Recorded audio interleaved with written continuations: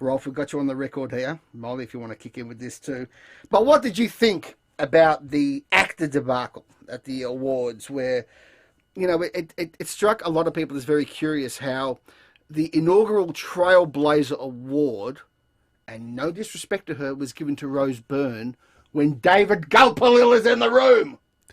How is this possible? It's entirely possible. It's entirely possible and not unreasonable. When was that? This was the last one. It was the first one. They would have known that he was up for Best Actor, and he got Best Actor.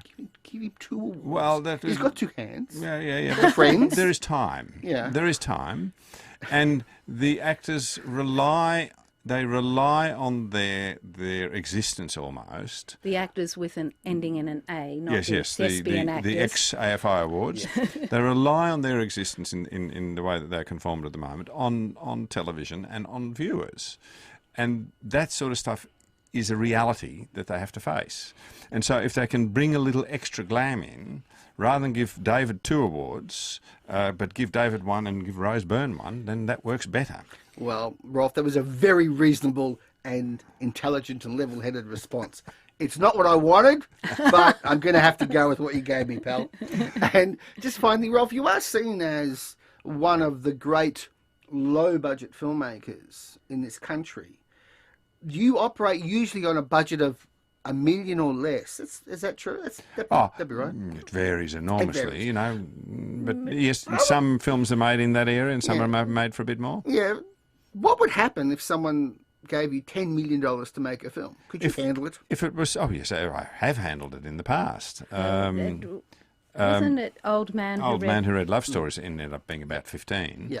But it's not always a good thing. And from my perspective, I always felt that if I'd been allowed more freedom but half the money, Old Man would have been a better film. Okay. The problem when there's a lot of money, then a lot of people get very concerned about it, and a lot of people don't.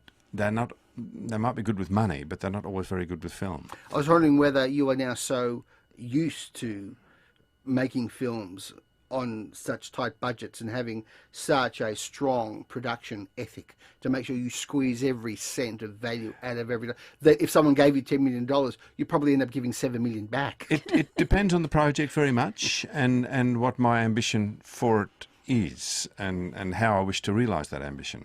Yeah.